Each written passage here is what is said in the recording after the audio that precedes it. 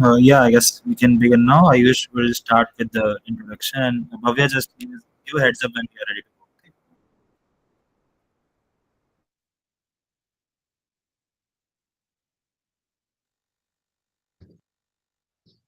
Okay? Okay. So are you, yeah, you ready for me to start? Okay. So good evening, everyone. So OpenCode is a month-long open source event organized by Geek Heaven, the Technical Society of IIIT Allahabad. It combines rigorous programming, inspiring talks, and brainstorming sessions, creating an ideal platform for innovation and learning. So at OpenCode, we believe technology can unlock new opportunities, equipping participants with the tools to excel in their careers. Over the course of a month, participants engage in intensive programming and are encouraged to think creatively to develop innovative solutions. So Geek Heaven, our technical society, it comprises of dedicated group of individuals excelling in diverse tech domains. Its various wings include FOSS, design, web development, app development, competitive programming, AI and machine learning, blockchain, cybersecurity. So Geek Heaven fosters a passion for technology and a passion for technology among students, encouraging them to explore and pursue their interests. So IIIT Allahabad has consistently promoted technological growth, and open code is a testament to this mission. It invites budding developers from across the country to showcase their skills and advance their careers. Open Code is an excellent platform for participants to learn, expand their networks, and realize their full potential with guidance and encouragement from dedicated mentors. So, this event provides an opportunity to demonstrate skills, collaborate with peers, and acquire new knowledge, making it a must attend for all tech enthusiasts. So, with this, let's begin today's speaker session. So, today we are having with us Sir Walter Bender, an MIT graduate, founder of Sugar Labs, and an inspiring mentor at Google Summer of Code. Walter Bender will share his invaluable insights on mentoring student developers in GSoC, along with the reflections of his remarkable 47 plus years of experience as a research scientist at MIT. Over to you, sir. Okay, well, thank you very much. I'm flying blind here. I don't see the audience, so I'm not going to have any way to sort of judge or whether you guys are hearing me, understanding me, are bored with me. So you're just going to have to bear with me. I apologize for that in advance. I'm reminded I have here some notes for my talk, and I'm reminded of a story from one of my mentors, Marvin Minsky. Marvin, years ago, was giving a talk at this conference, AAAI, the American Association of Artificial Intelligence. That was back in the early 1990s. And Marvin walked up to the podium and he took out a piece of paper like this and opened it up and he looked at it and he put it down on the podium and he said, "This is a list of all the things that my wife told me not to talk about." And then Marvin never would stay to the podium when he was giving a talk. He'd wander around the stage. So he wandered around, gave his remarks. At the very end, he walked back to the podium. He looked at the sheet of paper and said, "Yes, I talked about all those things." So I didn't review my notes with my wife. So we'll just see what happens. So I'm going to share my screen. And the organizers had asked me earlier if I was going to use PowerPoint, and I said I don't use PowerPoint. And the reason I don't use PowerPoint is both because I don't like PowerPoint, but also because I want to use tools that are open, and also because I want to use tools that are fun. So let me get my presentation started. My presentation is written in a programming language called MusicBox, and it's a program. So let's just get started. So I don't really know too much about you guys. So I'm going to talk about what I think you might be interested in, and hopefully I'm at least close to the mark. But I wanted to start off, what I do know is that the T here stands for technology. And the T in the name of your university. And so I want to start off just with with a question, which is, what is technology?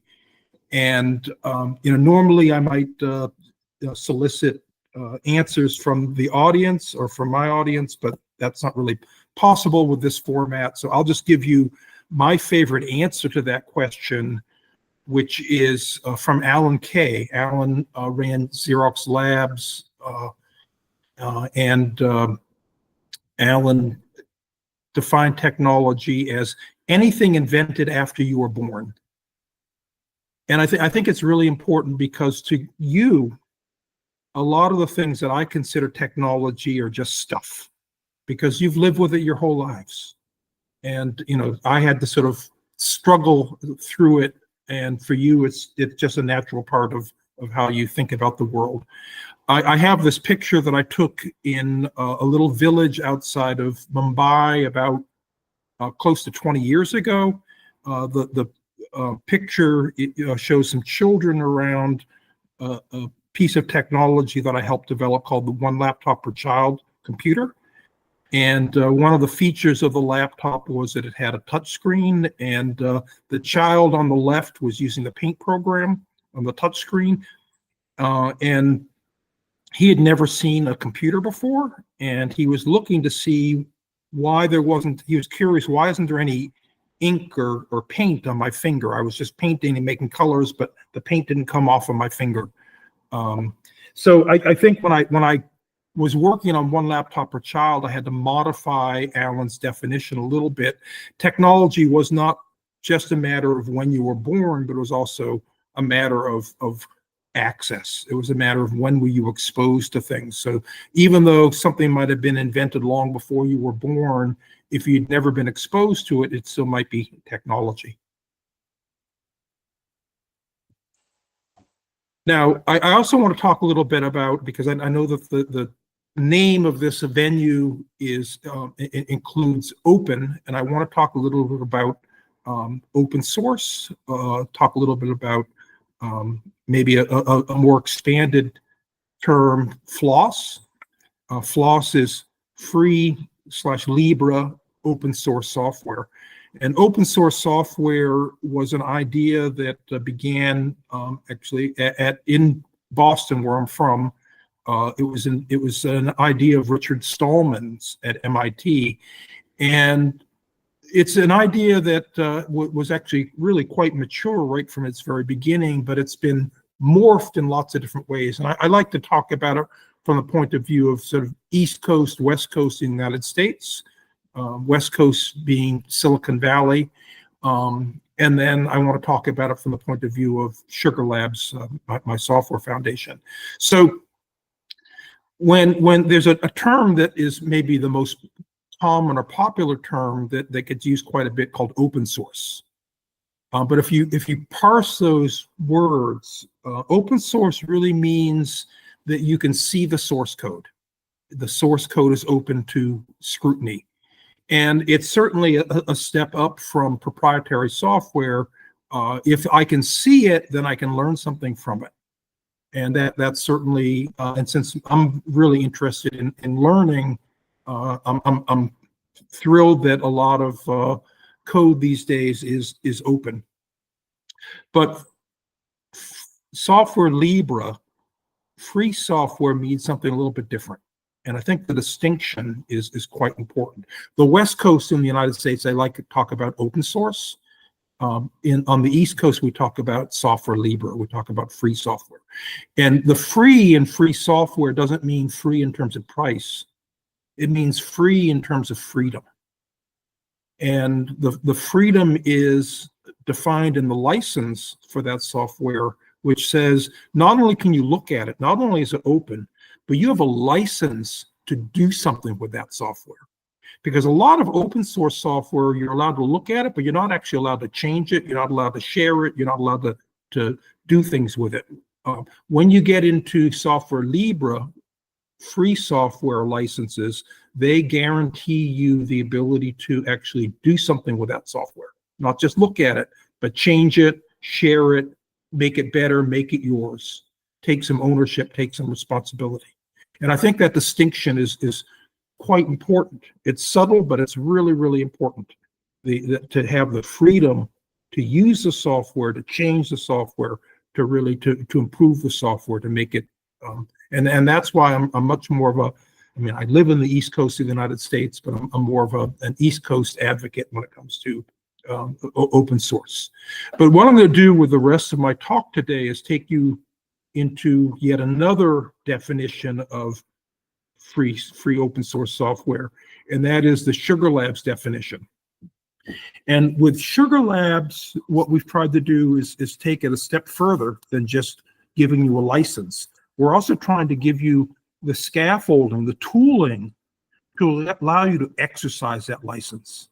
Because it might be all and well that I have a license to do whatever I want, but if I don't have the skills, if I don't have the access to do something with that license, then it doesn't really do me very much good.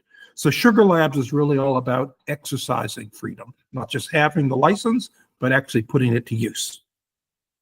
Now, a lot of these ideas originate with this gentleman on the left of the screen, Seymour Papert. And Seymour was another mentor of mine.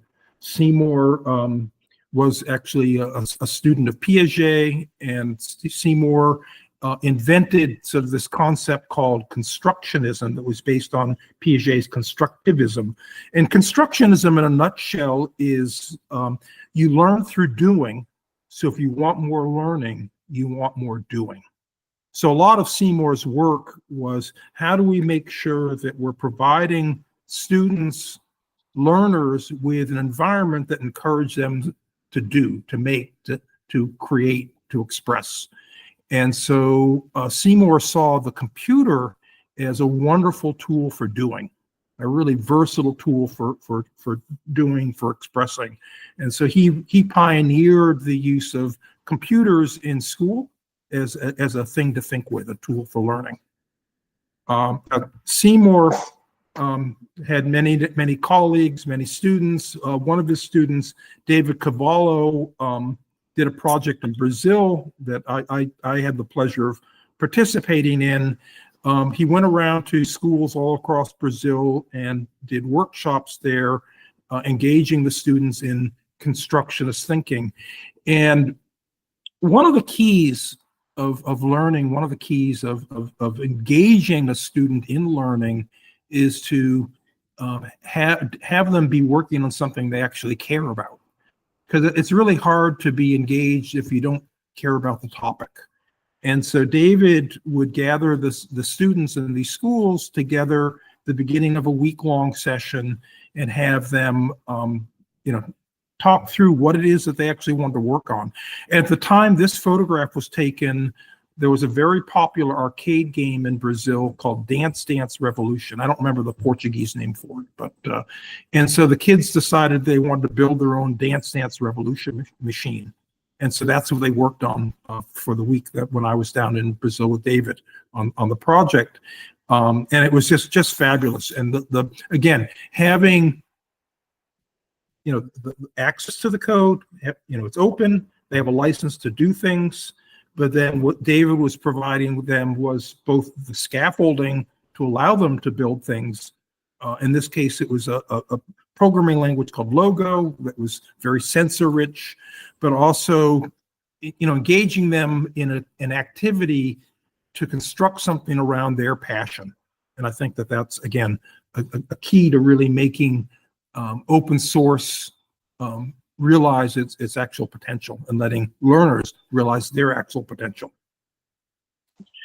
And this is actually a photo I took in Nepal about just not too long after the photo that I took in outside of Mumbai. And I've got a couple of different reasons why I like to share this photo. One of them is I think that you can see that the children on the left are really interested in looking at what the child on the right has done. And so the idea that you're not just constructing things alone, but you're part of a community of constructors, and that you can share and learn from each other. And the elder kids can learn from the younger kids. The boys can learn from the girls. I think it's a really important lesson, something to keep in mind. But the other reason why I like to show this is that it's an example of children creating, children inventing. And, you know, I feel very guilty about my generation, because my generation has left the world a lot of very difficult problems to struggle through. Probably the most difficult being climate change. And I don't have the answers. So what I've been working on throughout my career is not so much to hand down answers, but rather to try to give tools to allow the next generation to construct those answers, to invent their future. So I don't want to invent your future. I want you to invent your future. And what I'm trying to do is give you tools so you can be better at inventing your own future. So I bring this slide up. I bring up this, I guess, I'm not sure if it's how much you guys have to do with a psalm. You're not that far from a psalm on the map, but I was giving a similar talk in a psalm maybe 10 years ago, and I had similar things to say, but while I was there, I was with a colleague of mine from Goa, and she was working on a project for the Wikipedia, and the Wikipedia was doing a big effort around a new initiative of theirs, Wikiphotos. They were trying to enrich the collection of photos in the Wikipedia from different regions from around the world. So while we were in Assam, we went to the university's photography club, and we told them about this project, and we were hoping we could encourage them to take photographs and use those photographs as part of the Wikiphoto project. And they were, very kind to come and hear us and hear Harriet's pitch to them. And then they said very politely, we really like what you're trying to do, but even though we're the photography club, we don't take photos.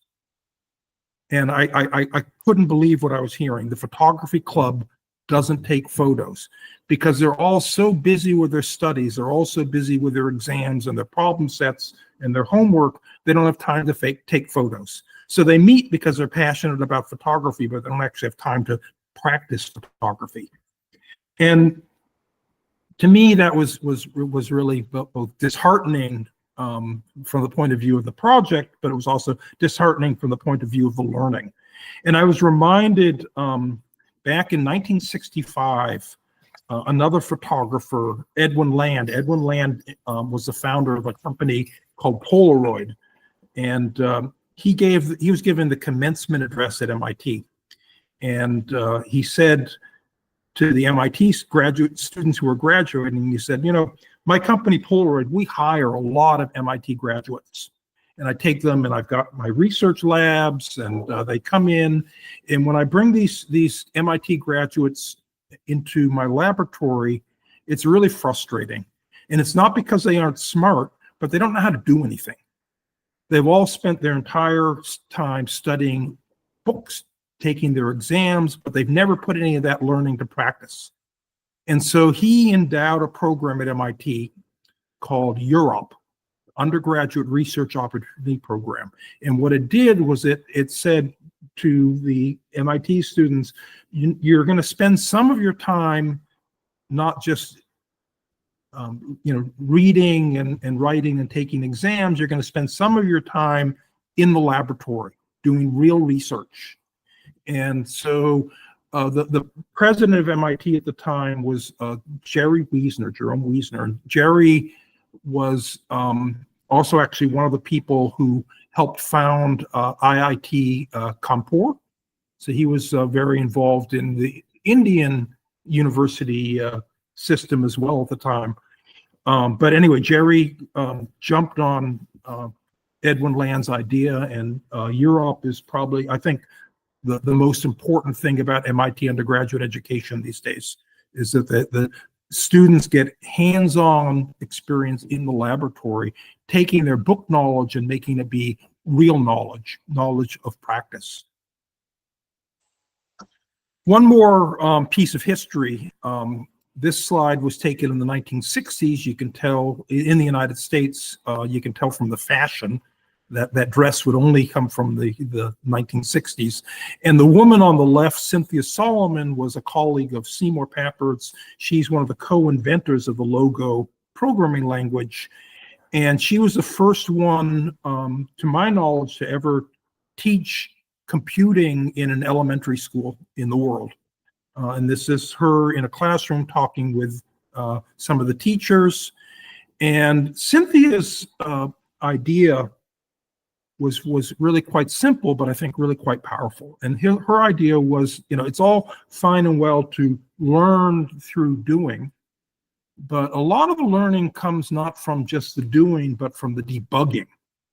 And that we really want to put an emphasis on debugging, on the solving the problems you encounter along the path of doing. And that if we can encourage students not just to try to do, but to stop and debug and reflect upon what they're doing, that's where the real learning happens. So this idea of enabling more doing is important, but enabling more doing in a context of debugging and in the context of reflection is critical to success. Okay.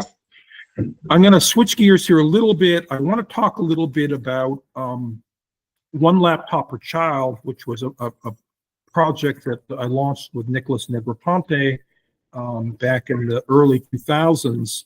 We built that little green computer that I've shown you already once, and it was the first netbook computer. It was the first computer that was designed for kids. And this is a picture from Ethiopia, and you can see the solar panels on the left. So this is like 2007.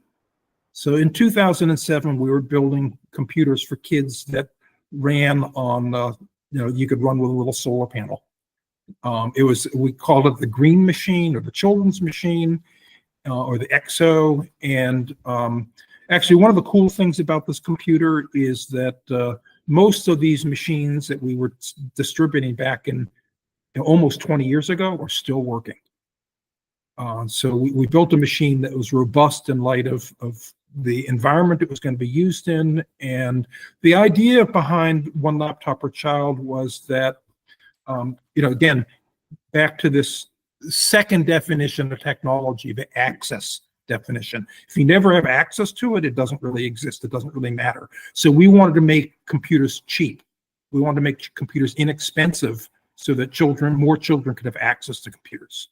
And so we did a lot of work on that. And along the way, we learned a lot. This is actually one of my favorite pictures. When we were doing the project, we were taking lots of pictures of smiling kids with laptops, as sort of a marketing tool. But this one is smiling kids with laptops, but you don't see the smiles.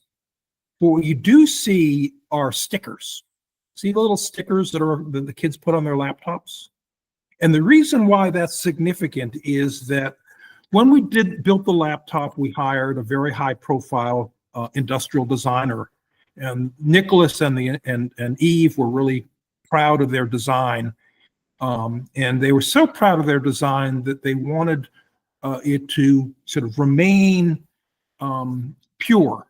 They didn't want their design to be changed, and they actually put a texture on the surface of the laptop to prevent it from getting scratched or prevent scratches from marring the appearance of the laptop, but also to prevent kids from putting stickers on the laptop. And as you can see, the kids figured out how to do it anyway, because the kids wanted to put stickers on their laptops.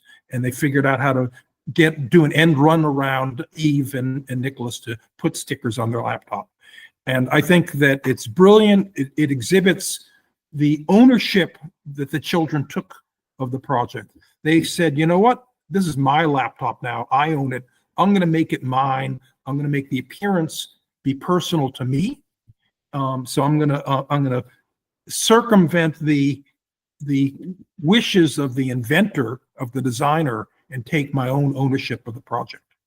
But as it turns out, and this is really important, maybe less important in regard to stickers, but really important, is once you own it, you're also responsible for it. And that responsibility, I think, is also a really key element to learning. Now, I mentioned a minute ago that most of the laptops that we built 20 years ago are still running today. And the reason is we built them to be robust, we built them to be kid-friendly, but we also built them to be repairable. And so the reason why they still work is not just because they never break, but because when they do break, the kids themselves can fix them. And so this is a picture, this is my second favorite picture of laptops and kids. This is a laptop repair shop that the kids built in their classroom, and every classroom had a laptop repair shop. And the kids were the repair for the laptops. They had a right to repair, they had a responsibility to repair, they had a desire to repair. And again, we made the laptop repairable. We even went so far, Mary Lou Jepson, who designed the display for the laptop, had the insight, let's put some extra screws inside the laptop because the kids might lose them when they're repairing. So we really went to great effort to make the laptop be repairable. And I think this, as I'm going to get to in a few minutes, we have the same thoughts about making software repairable. You can't just say, here's the source, but you have to, again, provide that scaffolding to make it be repairable. Okay, so that brings me to Sugar Labs, and Sugar is the software we wrote for the laptop. So we built this hardware that we gave to kids, but we also wanted to give them software to use on the laptop. And at the time, the prevalent software for computers was Microsoft Windows NT, and it was used by office workers. And we made the observation that kids aren't office workers. Maybe some of them would become office workers, but our goal wasn't to train them to be office workers. Our goal was to give them a tool that allowed them to be a learner, to be construct, to make, to learn, to do, to debug. And so we built into that software a lot of scaffolding. So first of all, it was open source. It was free Libre. We gave them a license to make changes. But we also wanted to build a culture around that, a culture of doing, a culture of expressing, a culture of debugging. And so we built into it a lot of hooks, a lot of features that really encouraged the kind of behavior that we thought was important to learning. So one of the things that, and this was maybe the contribution to the project that I'm most proud of, was I designed all the keyboards for the laptop, and I added a key to the laptop, which was explicitly the view source key. So there was actually a key on the laptop, a key on the hardware that you would hit, and it would show you the source code of whatever program you're running at the time. So we wanted to make it be that easy for the kids to actually see under the hood how things worked. And then there was another key they could hit to allow them to fork that source code and make their own version, to go in and edit it. And then we also had a facility for sharing so that the kids could suddenly become software developers and share software, share their inventions to others. So it was focusing on learning through doing, but learning through doing not just by giving them tools, but also giving them the ability to drill down and understand how those tools work, to modify the tools, make their own tools. So we really push that metaphor and the free software metaphor quite hard. And at one point in Sugar Labs, 50% of the commits we were getting were from kids. So we really pushed it hard. Now there are a couple other things we did that I think are critical to learning, critical to successful learning, and that is we made it real. So when you're looking at the source code, you're looking at the source code as something you use, something you care about. And if you're going to make a change, you're scratching an itch. You're working on something you care about. And so having it, again, be something that's relevant to you, something that matters to you, I think is really important. And then the other thing is we built into Sugar, we have built into Sugar a lot of tools for critique and reflection.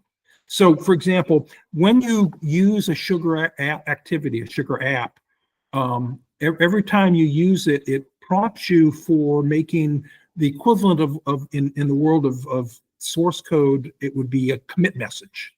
So we're constantly asking the kids to stop and reflect on what they did, write down what they did, and we compile in Sugar a journal of everything you've done, and from that journal, you're allowed to make, you're encouraged to make a portfolio. So you can make a portfolio of your work, much like your, GitHub repository. You have a portfolio of all the things you've done, but not just the code you've written, but the music you've written, the artwork you've done, the things you've written. Everything you've done is can be put into your portfolio, and there it's also there so that you can engage in a critical dialogue with others. So you can engage in critique with your teacher, with your mentor, with your peers, with your parents, whomever. So this idea that we're keeping this journal, that we're putting inside this journal your reflections, your commit messages, and then we're allowing you to engage in a critical dialogue. That's what makes sugar sing. So, oh, sorry, I hit the wrong button. Let's skip ahead here. By the way, so people are loving it on the YouTube live. Oh, okay, good. There will also be a Q&A following your talk. All right, I just have Once a couple more queries. slides. Almost done, and then we can do the Q&A. Yeah, so I should have made my next slide button look different than my play button.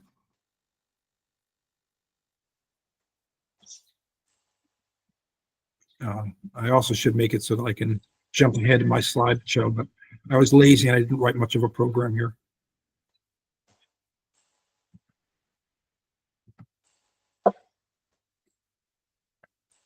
Okay, just a little bit more about scaffolding.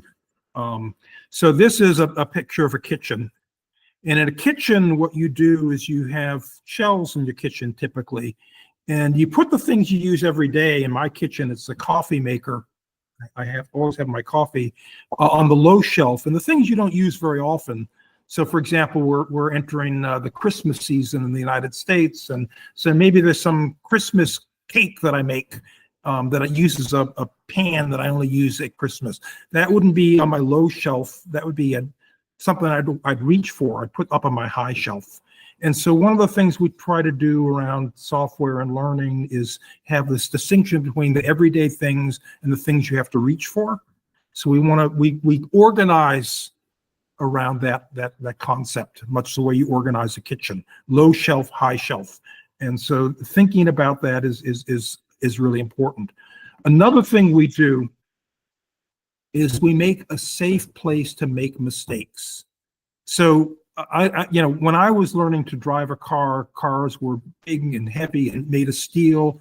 And if you drove the car off the road and hit a tree, the tree would be destroyed, and probably the driver would be destroyed, but not the car. And nowadays, when they make cars with something called a crumple zone. So when you drive off the road and hit a tree, the crumple zone takes the impact, and the driver and the tree are safe.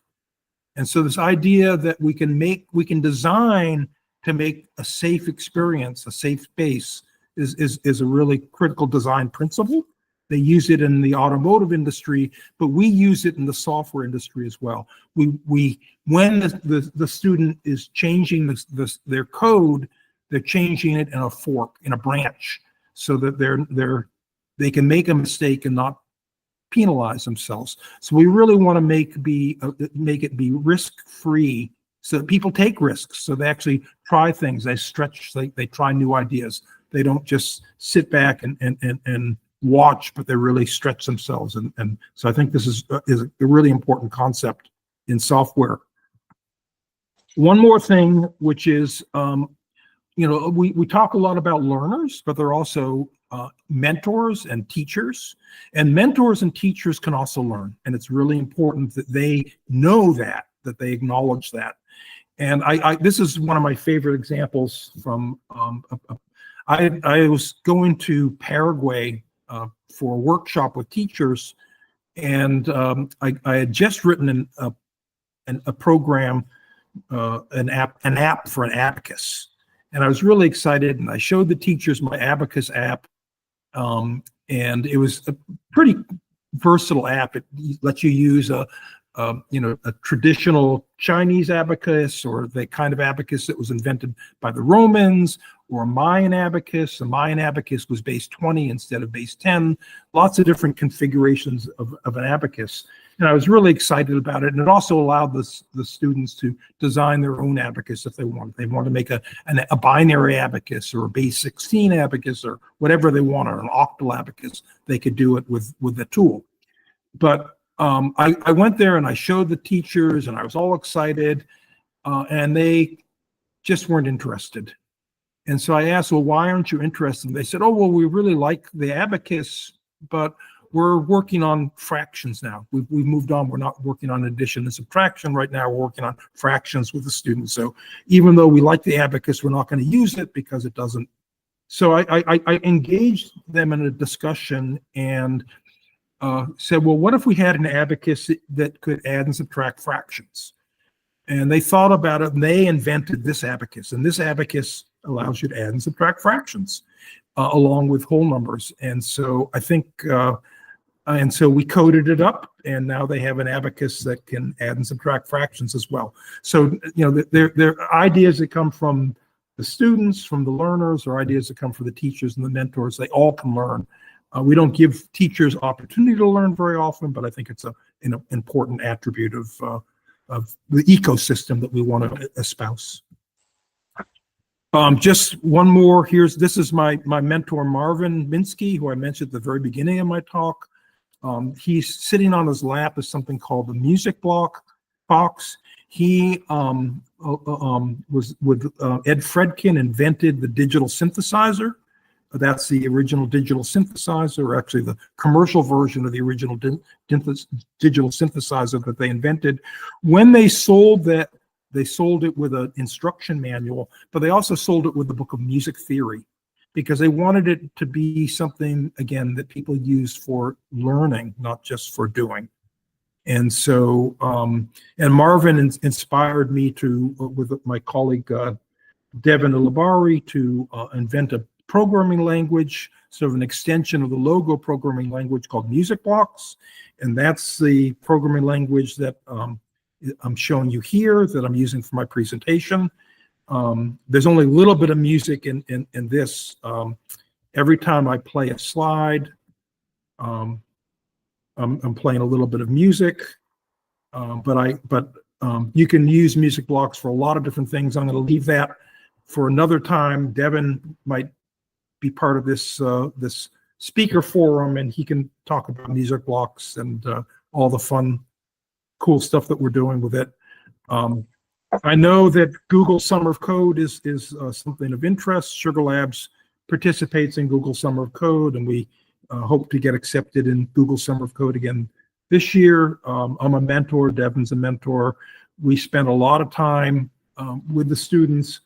The reason we do it is because we learn something, the students contribute to the project, but also it's part of what Sugar Labs is all about. Is Sugar Labs is a mentoring organization as much as a software organization, and so we really think it's important part of our mission to mentor students.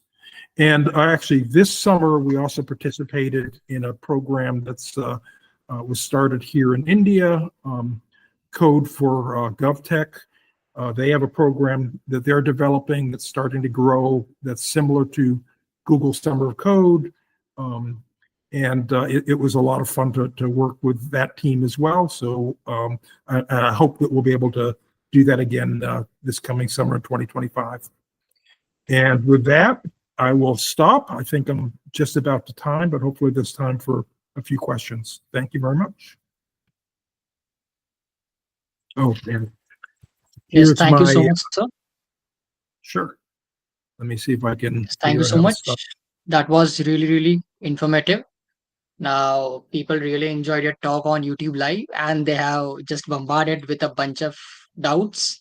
So let's begin with the Q&A. So there are some questions.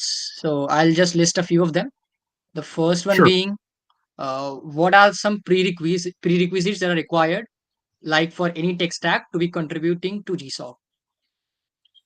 Well, I mean, GSoC, yeah, it's GSoC specific to Sugar Labs or GSoC in general. Specific to Sugar Labs, most of Sugar is either in Python or JavaScript or TypeScript, or so those programming languages, some familiarity there is certainly going to be a prerequisite.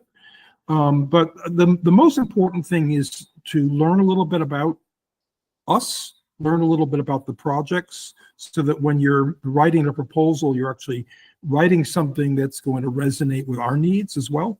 So I basically see these things, and this is maybe a little bit selfish of me, but I see GSoC as an opportunity for Sugar Labs to take some risks, to try some things that we wouldn't normally have the resources to try. So I'm usually interested in a student who's going to propose something that takes a current activity within Sugar to a new place. So I'm not interested in something that's completely unrelated, and I'm not interested in something that's incremental. I'm interested in something that's going to take our current vision and take us to a new place. So I think that's really the ultimate goal. But in terms of prerequisites, and the bottom line is the lingua franca of Sugar Labs is Python and JavaScript.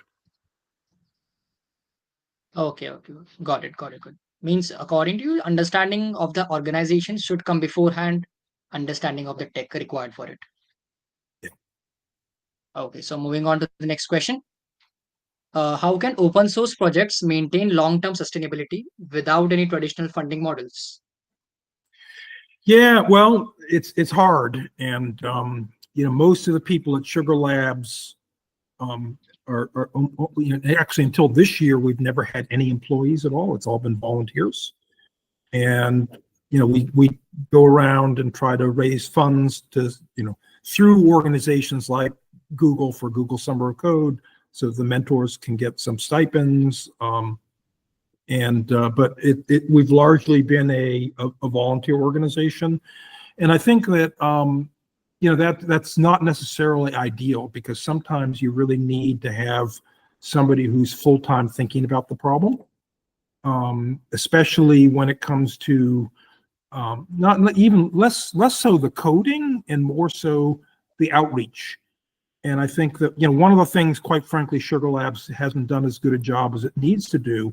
And the reason why we recently hired an executive director is I don't think we've done enough outreach as an organization. I think we've got some wonderful, wonderful tools and not enough people using them. I mean, there are a lot of people using them, but not enough people using them. And I think that requires, having somebody who's thinking about that full time. That's their day job. And, so I've been a volunteer at Sugar Labs from the very beginning. But I've had another job in parallel so that I can pay my rent. But that's not ideal for everybody in the organization. I think so it's a balancing act, and it's not easy. But I think it's something that all projects struggle with some. Okay. So the next question is related to your previous work, I think. So it states something like, can you talk about your work on Ingestum, like what it does and how it can be used for stuff like natural language processing? Sure. Okay. Ingestum is actually it's a project that I did with another colleague of mine as part of it was in service of a commercial venture, but it's a false project. I think it's really cool. I think there's this gap, and there are lots of people that claim to have filled this gap, but nobody actually has. And that the gap is that there's all this unstructured content out in the world, things like PDF files or whatever, audio transcripts, lots of unstructured information out there. And to do anything with it, you need to structure it. You need to apply some structure, and that's really what Ingestum's about. It takes the raw unstructured content and it outputs basically a JSON blob that has a lot of structure to it and a lot of tools for different types of Ingestum. And it's an extensible project, so you can add, if you've got a new source you want to add, you can just extend the language and add new attributes. It does a really good job in terms of both the infrastructure and also in terms of the individual components, but it's also something that can always use improvement. So for example, right now, I don't remember the name of the library we're using for doing speech to text, but it's an old library, and so we probably should upgrade that because there's much better speech to text tools out there. But the idea that we're not just solving one part of the problem, but we're sort of building an end-to-end solution, I think is really what makes that particular project shine. Again, I've tried so many different solutions, commercial and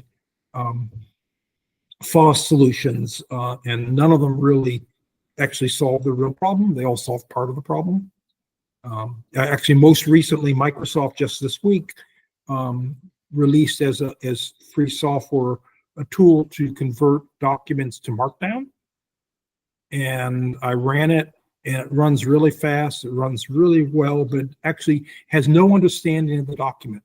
So for example, if you take a multi-column PDF and run it through this tool of Microsoft, the lines get all scrambled. So it's actually kind of useless. So it probably will solve certain very narrow problems that are predefined, but it doesn't solve the general problem in any way that's actually credible. So it's a hard problem, but I think Ingestum is a nice step along the path to solving that problem. Okay, got it. So another question is pretty niche. So it's something goes like, what are the possibilities that you see in augmented or virtual reality, and what are the current limitations for the same? Like, do you Yeah, enthusiasm? I haven't worked on problems like that literally since the 1980s. Okay, in the 1980s is the last time I worked on augmented reality. I think augmented reality is much more interesting to me than virtual reality. I'm not a gamer, so I think gamers probably like virtual reality, but I think augmented reality actually has a purpose in this world beyond entertainment. And but I'm not in that field these days. I really don't have anything to say that would be more than hand waving. Okay. So how was the experience in research work at MIT? So as you said, you have 47 plus years of experience over there. Oh, I didn't say that. You guys said that, okay? My career at MIT started in the 1970s, but actually in 2006, I left MIT to start One Laptop Per Child and Sugar Labs in 2008. And so I still have an affiliation with MIT, but I'm not at MIT doing research anymore. So I don't have 47 years. I've got 30 years of experience at MIT. And I think, let me put it this way. I think that, MIT, is fortunate in that it attracts really brilliant students. And I think, the most powerful thing about MIT is the fact that it attracts really brilliant students. But MIT does do a couple of things that I think are really important and that I think other universities don't often do. And probably the most important thing that MIT does is MIT trusts its students. Okay. And back to this whole idea about taking risks, MIT trusts its students and builds an environment for its students where they can take risks. Okay. I think that's the thing that makes MIT, what it is. And let me just give a really simple example. Okay. It's a non-tech example, but it's a really simple example. So I did my undergrad at Harvard, which is right down the river from MIT. It's very nearby. It's like 2 miles away. And when I was an undergrad, I got to campus, and Harvard's got a really beautiful art collection. They've got 300 years of beautiful art they've accumulated, and they've got museums full of art. And at the beginning of the year, they tell you, oh, we've got this beautiful art collection. You should look at it. And you can go to the museum and buy a poster of some of the art. So we encourage you to do that. MIT has an art collection as well, and actually some of it's quite wonderful, but it's not nearly as extensive as Harvard's art collection.